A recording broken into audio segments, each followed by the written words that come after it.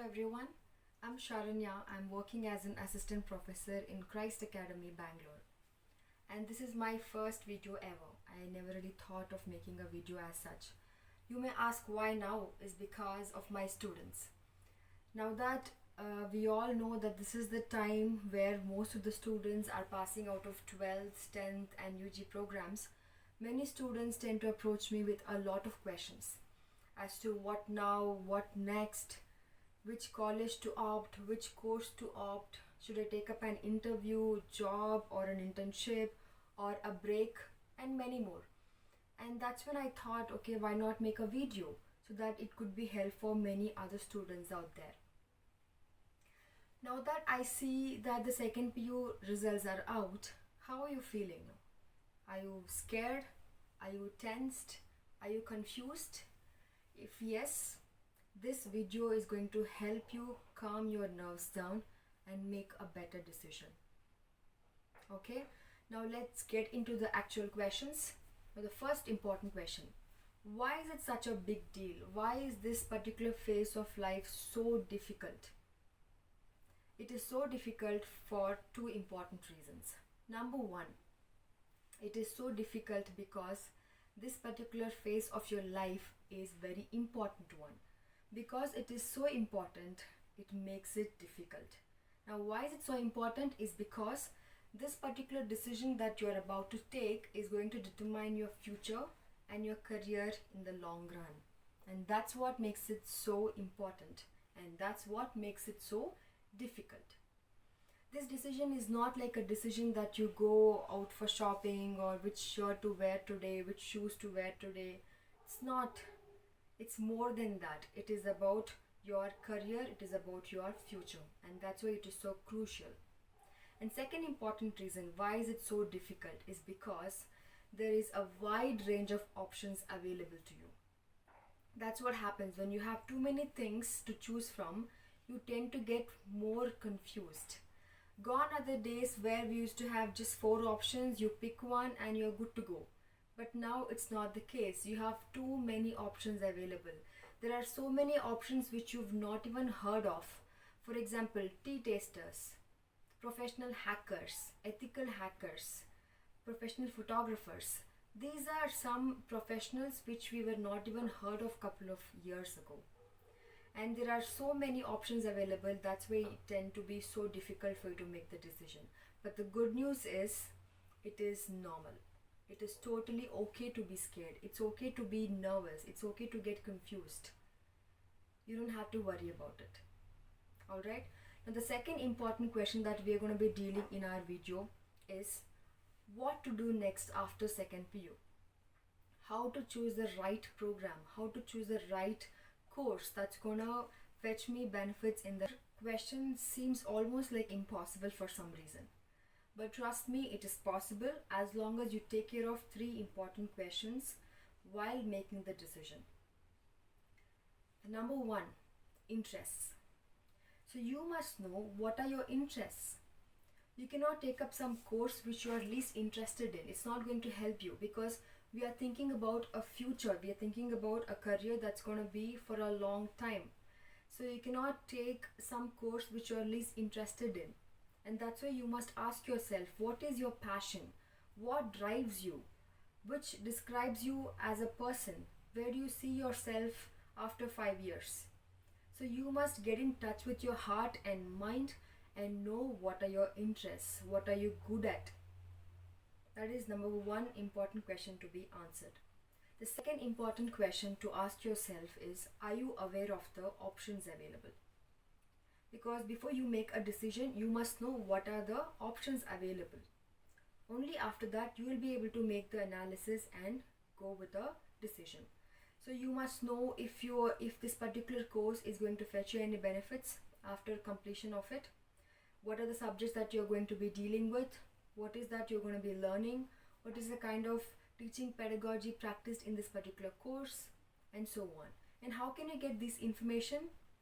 Is by talking to your seniors in college. You could talk to your siblings, you could talk to your parents, you could talk to the people who are working in the field which are similar to your interests, or you could go online, You could consult a career counselor, or you could just read everything online by yourself.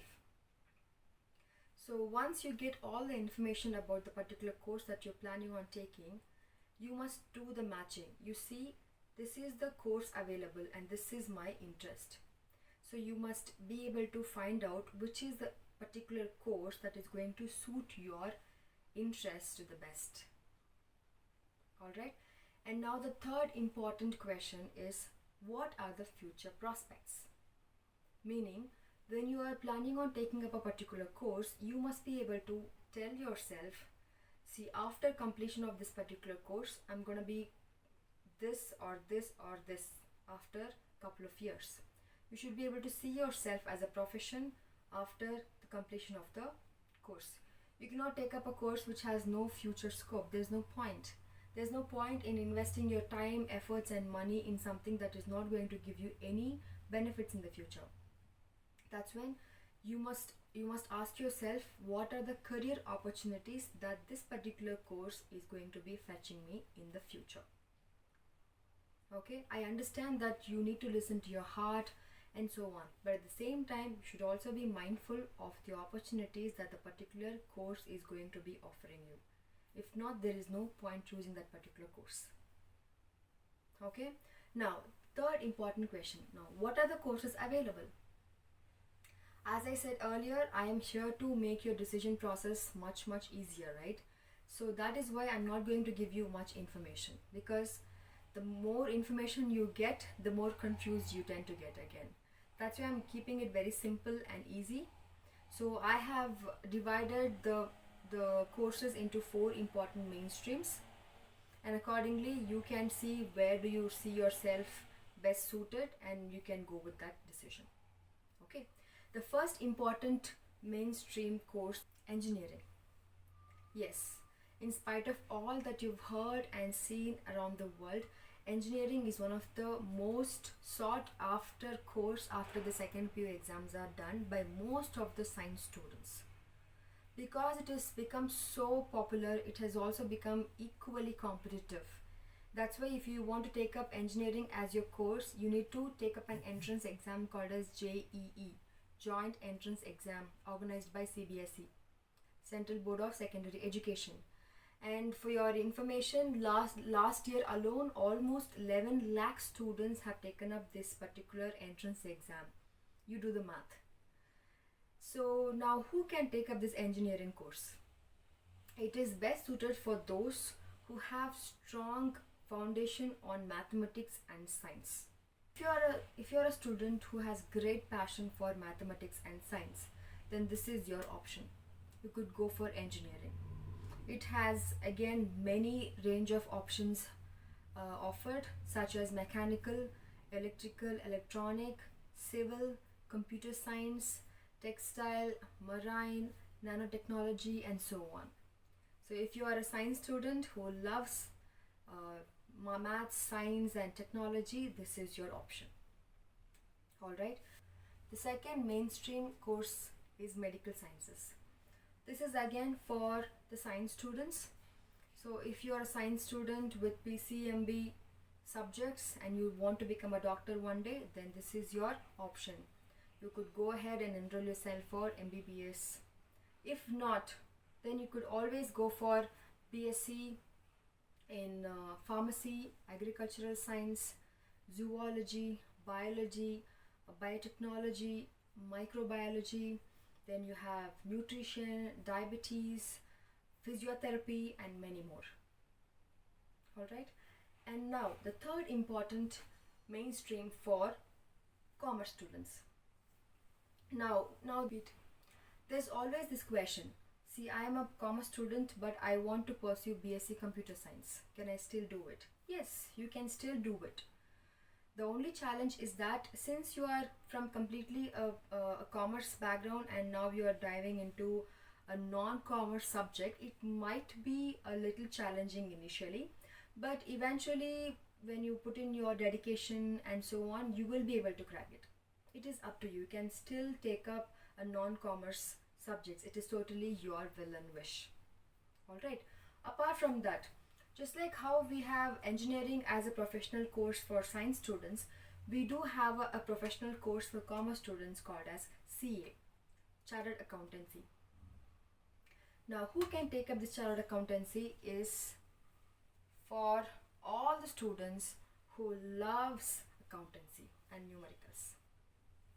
Okay, so if you are a student who loves accounts and numbers, then this is your option. You could go ahead and enroll yourself for Chartered Accountancy. On the other hand, if you're a student from commerce background but not really that much into accountancy, in that case you could always go for BCom and related courses.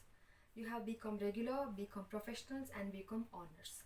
Now, what is the difference between BCom regular and BCom honors is that in BCom honors you tend to study a lot of specialized subjects. It is completely specialization based, which will make you an expertise in a particular field, which is not really found in BCom regular. BCom regular is mostly basics, and BCom professional is meant for those students who aspire to study chartered accountants simultaneously along with their BCom graduation program. Alright.